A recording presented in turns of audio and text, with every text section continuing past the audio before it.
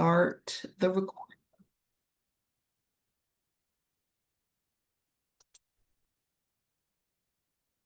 All right, Carla, just mic check. Can you hear me clearly? Everything's okay? All right, perfect.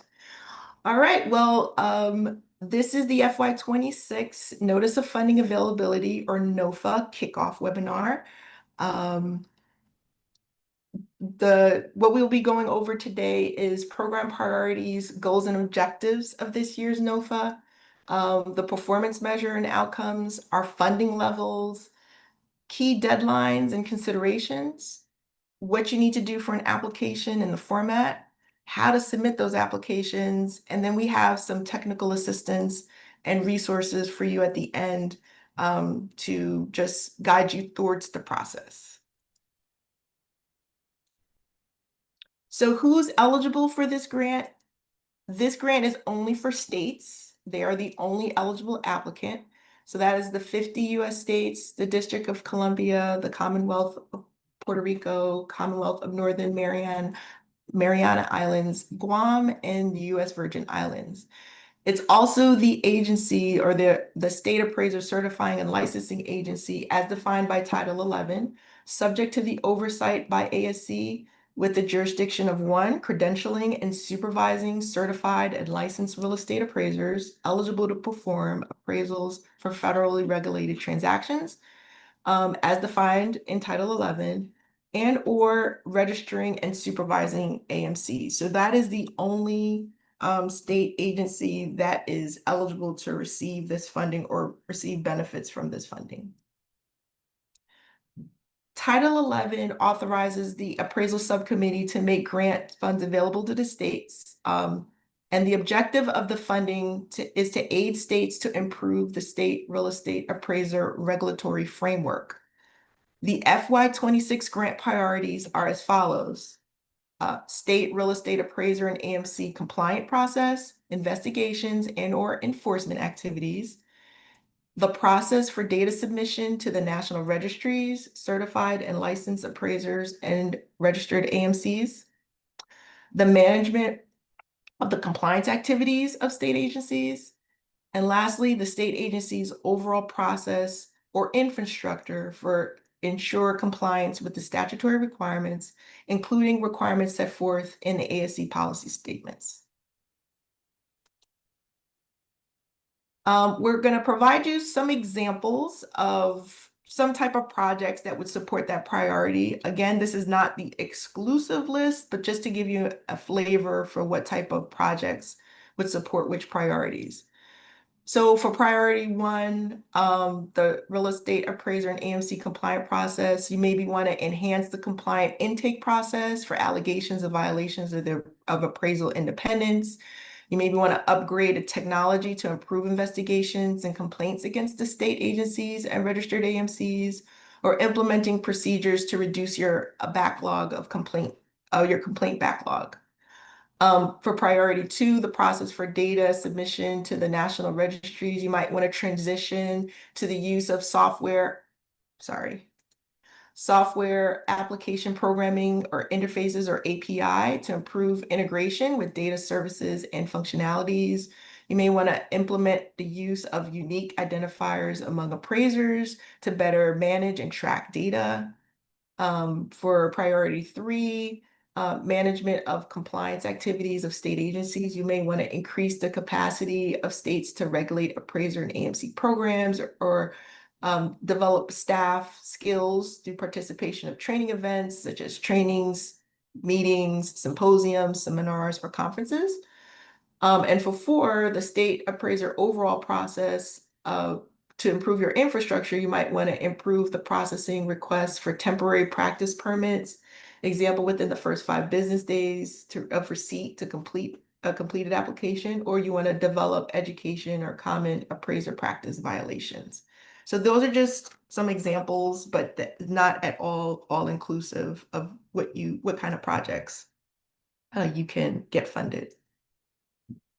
All right, so program goals of objectives. I noticed page 4, so that means page 4 of the NOFA. This is where this is coming from. By providing federal financial assistance to states and state agencies, ASC seeks to provide support to state agencies' ability to build capacity and or maintain compliance with their statutory requirements, which ultimately supports the real estate appraiser framework.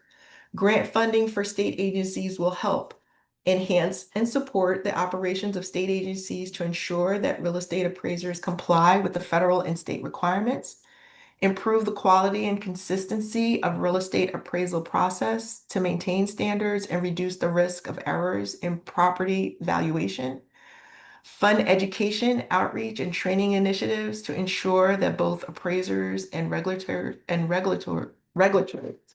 are well versed in evolving standards and practices, and foster a greater compliance with federal and state laws as those pertaining to the Real Estate Reform Act and Dodd-Frank Act.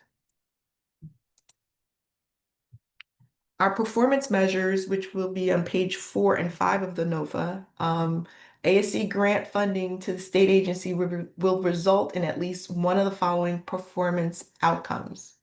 Performance measure 1, we have in funding the states, we are looking to at least enhance compliance with statutory requirements, raising standards of appraisal quality, reducing errors, and addressing evolving market demands by completing appraiser education and training.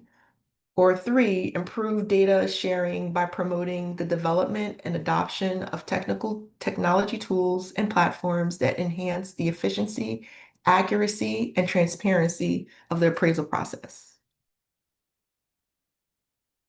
Funding levels, which are on page 1 of the NOFA. There's $3 million available for the FY26 nationwide to fund your initial year. ASC FY26 level of grant funding covers a 3-year period of performance. Applicants can submit applications in the amount of $200,000 per year for up to 3 years for a maximum of $600,000 for 3 years. Funds will be available at 100% federal share with a voluntary share of at least 10%. Although applicants are not required for this cost share, applicants are encouraged to provide a cost share of at least 10% of the grant. In the coming years, ASC will be instituting a mandatory cost share requirement, but we will be engaging with ASC stakeholders before we establish the final mandatory cost share percentage. So this year, this NOFA, it is voluntary, but it will be mandatory in coming years. Ray, we do have a question if we want to pause for a second. Sure. I'll pause. So this is from California, and the question is, for training and capacity building of staff, is it possible to include CE training required for enforcement team investigators to renew their licenses? It is a position requirement for investigators to have an active license. An example could be USPEP update course for all investigators. So let me go back to, as long as you can tie into the priorities, if you can tie your project to one of these priorities, then I would say yes.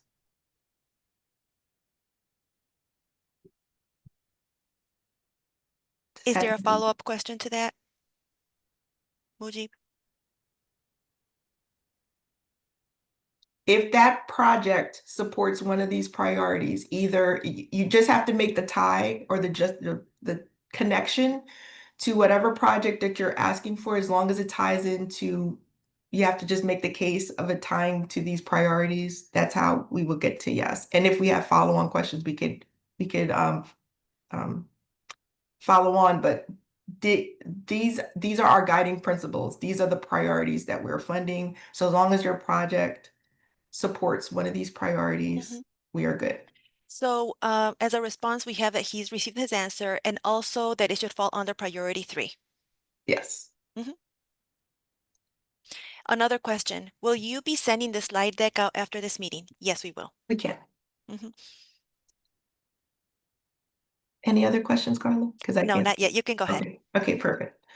All right. So I think we did the funding levels. Okay. On to deadlines.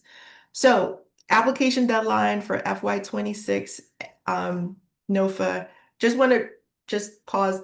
There should have been an FY25 NOFA. We just didn't have it funded in time or approved in time. So it is FY26.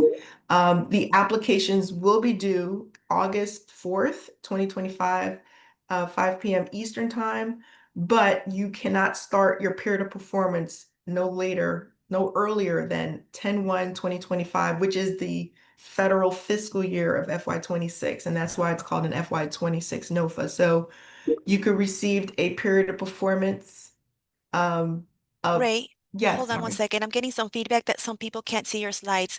Can you Oh, give, can anybody let me know if you can see the slides by just a hand raise? If everybody can see the slides, or if someone can't see, please let me know. They said, yeah, they can see the slides. Yes. Okay. yes, they can. Thank you. Yes. I just Okay, got one perfect. person. Danielle, are you able to see your slide? You can unmute yourself. Can you see or not? Yes, I can see the slide. Beautiful. Okay, Thank you, Danielle. perfect. Appreciate that. Yep. Thank you. All right. So the earliest period of performance will be 10/1/2025. You have a 3-year or 36-month period of performance. So if you were to pick 10/1/2025, your period of performance would be 10/1/2025 to September 3rd, 2028. All applications, if you're an applicant, you need to ensure that you have a unique entity identifier or UEI. This replaced DUNS numbers for all federal grants. So please reach out to your budget office or your contracting office. If they're doing business with the federal government, they would have to have a UEI. So you really want to make sure you have that before you move forward with applying for the grant. Page 7 of the NOFA goes into details of how to obtain your UEI if you do not have one. The NOFA on page 6 also lists unallowable costs that are just costs not approved or would not be approved by this NOFA. So familiarize yourself with that list as well. Okay. All right, so the content of your application. So this will be on pages 6 and 7 of the NOFA. So there is the SF424, which is the face page or the application of the federal assistance. There's the SF424A, which is the budget. There's also an ASC budget narrative worksheet, which just goes into detail of the budget, explaining what each of the line items. The major part of your application will be the application narrative or the statement of work, or some people call it the work plan. There is no standard form for this. So this is just basically MS Word or anything that you would write out the narrative of how you intend to use the funds. So you're going to talk about your project. The statement of need describes the problem or the gap that your state agency is trying to address. You would put the objectives and the measurable accomplishments. So how do you measure success? Like this is our problem. This is how we plan to address it. These are our milestones of how we know we're, accomplishing our goal. You're going to talk about your methodology plan of how the plan is how it will be executed and the folks that are responsible for that execution. And then an evaluation plan basically talks about how you'll monitor and track your progress of your laid out plan, and make adjustments when needed. So that's the crux of your application, is that statement of work. The SF424B is just your assurances. Then there's a lobbying form, which is number 6. And if you have a negotiated indirect cost rate agreement, you would include that as well if you're claiming indirect costs. Ray, we do have one question. Additionally, I have put in the link for the grant application technical assistance video. Yes. So last year we created a technical assistance to walk you through filling out these forms. So Carla put that in the chat, so you all could click on that and just watch us fill out those forms. That could be very helpful for you to fill out the forms. Excellent. And the question is, are you covering the initial grant application request, the continuation award request, or a little of both? So this is just the kickoff of just the initial requests. Continuations, we talk about that in our kickoff meeting. Once you get awarded, we do a post-award kickoff meeting where we'll go over how do you make an amendment request? How do you follow up with your continuation award? So this particular meeting is just your initial application. If you do move forward with a grant and you are awarded, we do have a kickoff to talk about those continuations and how you do progress report, how do you do your FFR. So we'll go into more detail with that on those meetings. Any other questions, Carla? No, we're good. Okay, perfect. All right. So once you've created your application, the forms are also at this website for you all with a lot of pre-populated ASC stuff like our address and things like that. But like Carla said in the chat, there is like a video of how to fill out the forms. Once you're done, your application will have to be emailed to this email address, grants@asc.gov. And in the subject line, FY26 SARAS application. Applications are due August 4th at 5 p.m. Eastern Time.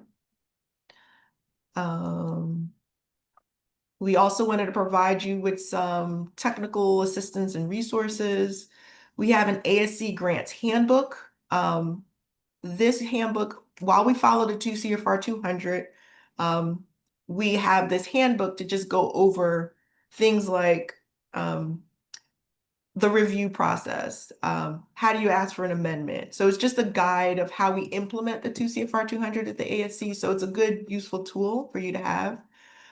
We also have the link to the application forms and instructions, but we also have that video in the chat that kind of walks through filling them out. But so you could either, if you're a learner from visual, you could use the slide deck, the walkthrough, or if you're a person that needs to read instructions, that link will give you that.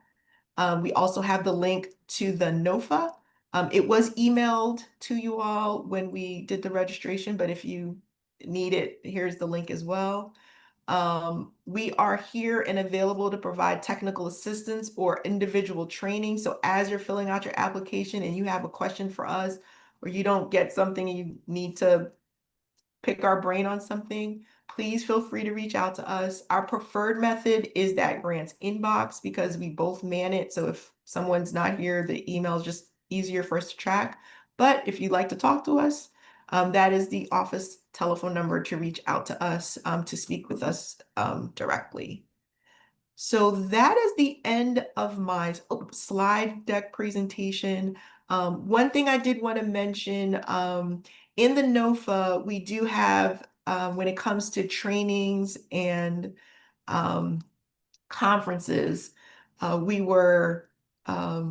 it was up to 3 individuals that could go to a particular, like the same meeting. With the environment of what's going on in the current administration, we had to take a look at the number of people going to events. So the stance now is, at this point, is to limit it to 2. Because of just have to relook at the number of participants. I just wanted to share that with you. It is coming out through email. We're going to notify you all, but I just wanted to give you a heads up that the NOFA does say 3, but after a look of just the environment and current grant environment, that is going to be reduced to 2 individuals until further notice. I'm going to stop sharing my screen. Does Carla, keep me honest, is there anything else? We don't have any questions, right? Any questions? Okay. As it relates to Oh. the conferences, is Yes. that per conference or two individuals attending a conference and there may be 2 or 3 a year, or how does So that work? that's a good question, Ms. Coleman. So it is for the same conference. So let's say, not to say it's limited to 2 for the years, just Mhm. for the same like, so just fall Aero Conference. The Aero Conference is very popular with our ASC grant recipients. So it would be 2 to the fall, 2 to the spring. Okay. Thank you. No problem. One last question. How long Sure. does it take if our agency, say for instance, we haven't received any federal grant funding at all, how long does it take to get you mentioned the IDs or the accounts set up by, say for instance, our finance department? How long does that process take? That's a very good question. Prior last year, it would take anywhere to a month and 2 months, but with the change of administration, and I don't know how many people are working, because that's not handled by us. That is a SAMS.gov. That's GSA, OMB, and I don't know what that looks like as far as staffing. Um, However, if you start the process and if you keep us abreast, like we can, if there's extenuating circumstances, and you need a little bit more time to submit your application, if you could share with that information, I would take that as extenuating circumstances. We could take a consideration, knowing that you started the process and maybe need another week or 2 because of whatever's handling. We will take that into consideration. Okay. Thank you. But I would say 90% chance that all states have a UEI, just Okay. because you wouldn't be able to do business with the federal government without one. So I think it's good just to reach out to your CFO type, budget office type Mm, entity to figure out what's your UEI. okay. Mhm. Thank you. I see Miss Cornell, Jody Cornell. Yes. Are there any restrictions as to the number of people for the same trainings like there are for conferences? I think it's 2 per training. It's per like if it's the same training, yes. Okay. Ray, we do have a question from Puerto Sure. Rico. And Sure. does the state board need to get a separate bank account from the State Department, in our case in Puerto Rico? I am not, well, we don't require a separate bank account. Usually the way that federal funding would work is if you could connect with your finance department, they would probably give you like a line, a account number or a budget line item to identify the ASC federal grant. I don't think you need a separate bank account. It's just going to be your chart of accounts, where it would list um, uh, that grant is a federal grant and what was the agency. So I don't think you need a separate bank account because I'm not aware of any state that would have a separate bank account, but they will have like a chart of accounts to track the funding that you receive from each federal agency. And Ray, to add to that, Sure. usually SAMS.gov requires that your PMS has to match your SAMS.gov. So if you have your federal agency name is your, say, Department of State, then PMS will require that your bank account also have the same business name, that they both have to match SAMS.gov and for your UEI and PMS. Correct.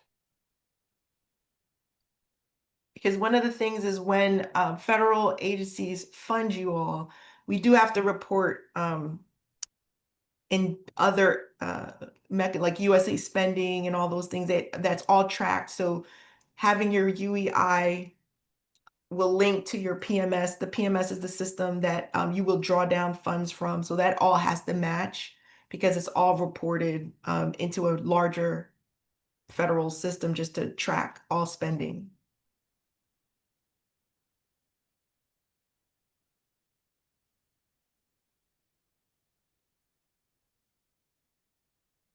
And Puerto Rico representative, we have technical assistance. If you all need specific technical assistance, we're here to avail you. Carla is fluent in Spanish, so we're here to help however you need it. Yes. His name is George Vallejo. Okay, So very just, good. I'm an email away, George. A call away.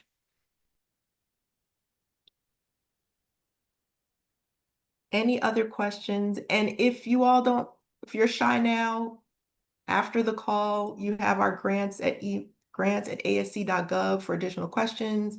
We're available to set up private, well, individualized technical assistance as you think through your projects. Our program managers are also here to assist with some ideas on, if it makes sense, because we are partners, we work together, because when your applications come in, they also review the applications. So we are all working together to make sure you're successful. Mhm. And we don't have any more questions in the chat. Okay, perfect. Well, I guess we could stop recording, Carla. Mhm. Thank you. This was very informative.